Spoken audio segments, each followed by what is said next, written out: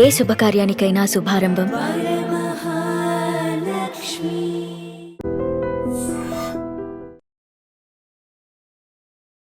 విశాఖలో విషాదకర ఘటన జరిగింది.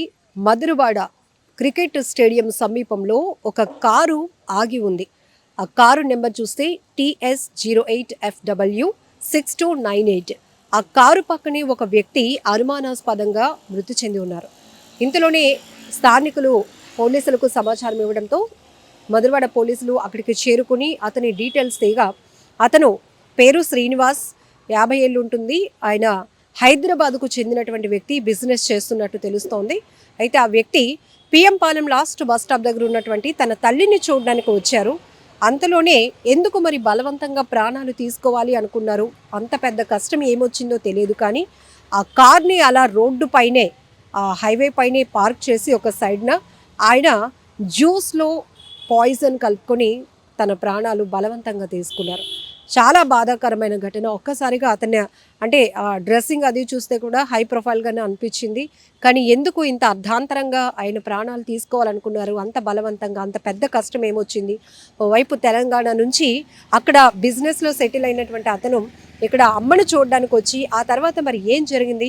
కుటుంబ కలహాలు ఏమైనా ఉన్నాయా? అతనికి 2 పిల్లలు అని తెలుస్తోంది. మరి భార్య గురించి పూర్తి ఇంకా డీటెయిల్స్ తెలియలేదు.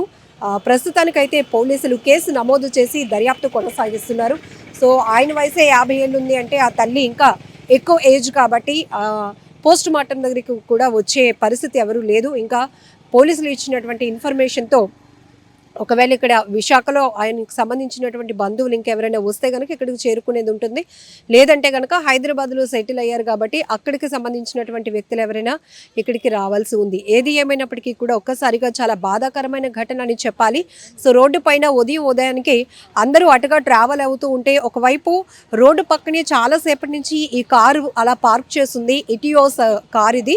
సో ఆ పక్కన అనుమానంగా వెళ్ళి చూసేటప్పటికి ఒక వ్యక్తి అలా పడున్నారు. ఆయన డ్రెస్సింగ్ అవన్నీ కూడా చూసి ఏదో జరుగుంటుంది, సంథింగ్, ఎందుకు ఇంత అర్ధాంతరంగా ఆయన ప్రాణాలు తీసుకోవాలనుకుంటున్నారు అనేటటువంటి ఒక చర్చ కూడా నడిచింది. చాలామంది ఇప్పుడు బాధపడుతున్నటువంటి విషయం కూడా చిన్న చిన్న విషయాలకు కూడా అర్ధాంతరంగా తనువు చాలించాలనుకుంటున్నారు, ఆత్మహత్యలకు వెళ్తున్నారు. అది కారణాలు ఏవైనా కావచ్చు. ప్రతి సమస్యకు ఒక సొల్యూషన్ ఉంటుంది, కానీ ఆ సొల్యూషన్ గురించి వెతికేటంత ఓపిక కూడా లేకుండానే చాలా స్పాట్ డెసిషన్స్ తీసుకుంటున్నారు. మరి ఎంత పెద్ద కష్టం వచ్చినా ఇట్లా వాళ్ళు అర్ధాంతరంగా చనిపోతే మరి వాళ్ళపైన డిపెండ్ అయినటువంటి ఫ్యామిలీ పరిస్థితి ఏంటి? ఇప్పుడు ఇతనికి 2 పిల్లలు కూడా ఉన్నట్టు పోలీసులు గుర్తించారు. మరి భార్యతో కలిసి ఉంటున్నారా, లేకపోతే ఇంకేదైనా జరిగిందా, లేకపోతే కుటుంబ కలహాల కారణమా, ఆర్థిక పరమైనటువంటి లావాదేవీల వల్ల ఆయన ఇలా ఆత్మహత్య చేసుకున్నారా అనేది పూర్తిగా తెలియాల్సి ఉంది.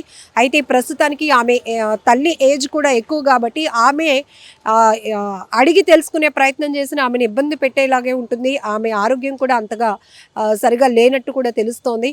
సో అంత దూరం నుంచి తన కొడుకు తనని చూడడానికి వచ్చి ఇలా ఇక్కడే చనిపోయాడు అనే బాధ ఆ తల్లిని పూర్తిగా గుండెలు అవిసేలా రోధిస్తోంది. ఆమె కూడా చాలా బాధాకరమైన ఘటన. బట్ ఈ మధ్య సూసైడ్ ఘటనలకు కారణాలు చూస్తుంటే ఎప్పటి నుంచో ప్రతి ఒక్కరి జీవితంలో సమస్యలు అనేవి కొనసాగుతూనే ఉంటాయి. బట్ అప్ అండ్ డౌన్స్ని ఫేస్ చేయగలగటమే కదా లైఫ్ అంటే. కానీ కొంతమంది ఇప్పుడు అంత పేషెన్సీ ఉండట్లేదు, లైఫ్ మీద అంత గోల్ కూడా ఎవరికి ఉండట్లేదు. ఏదైనా చిన్నపాటి కష్టం వచ్చినా కూడా అర్జెంటుగా చనిపోతే ఈ ప్రాబ్లం నుంచి మనం స్కిప్ అయిపోతాము అనే ఆలోచనే తప్ప దాన్ని ఎలా ఫేస్ చేయాలి, దానికి ఎవరు సపోర్ట్ తీసుకుంటే బాగుంటుంది, చుట్టూ అందరూ ఉన్నట్టే ఉన్నా కూడా లోన్లీగా వీళ్ళు ఫీల్ అవుతూ మనం ఒంటరి అయిపోయాం, మనకు సహాయం చేసిన వాళ్ళు ఎవరు ఉండరు అనే ఆలోచనలకు ముందు వెళ్ళిపోయి ఒక డిప్రెషన్తో, ఒక ఆందోళనతో ఈ రకమైన ఆలోచనలు చేస్తున్నారు. చాలా బాధాకరమైన ఘటన. సో ఇప్పుడు కార్ నెంబర్ ఏదైతే డీటెయిల్స్ మనం చెప్పామో, ఒకవేళ ఆయనకు సంబంధించినటువంటి, ఆయన పేరు Srinivas. So car number already చెప్పున్నాం కాబట్టి డీటెయిల్స్ ఎవరికైనా తెలుసుంటే కనుక మీరు నేరుగా పోలీసులను కూడా అప్రోచ్ అవ్వచ్చు, లేదంటే ఈ కామెంట్ బాక్స్లో మీరు డీటెయిల్స్ కూడా పెట్టచ్చు. నిజంగా ప్రస్తుతం ఉన్నటువంటి సమాజం దేనికి ప్రయారిటీ ఇస్తుంది? ఆర్థిక సంబంధాల చుట్టూ మాత్రమే తిరుగుతుంది. మళ్ళీ ఎన్నికలంగానే చాలా విరక్తి కలుగుతాను. మంచి అనిపిస్తుంది కదా, లేడీస్ కూడా ఛాలెంజింగ్ జాబ్స్ చేసినప్పుడు చాలా బాగుంటది. ట్రాఫిక్ అసిస్టెంట్స్ గా నియమించిన ట్రాన్స్జెండర్స్ అందరితో సాల్యూట్ చేయించుకుంటున్నారు. ఫుడ్ డెలివరీ ఇవ్వటానికి వెళ్ళినటువంటి డెలివరీ బాయ్ అనిల్ పై కళ్ళ ముందు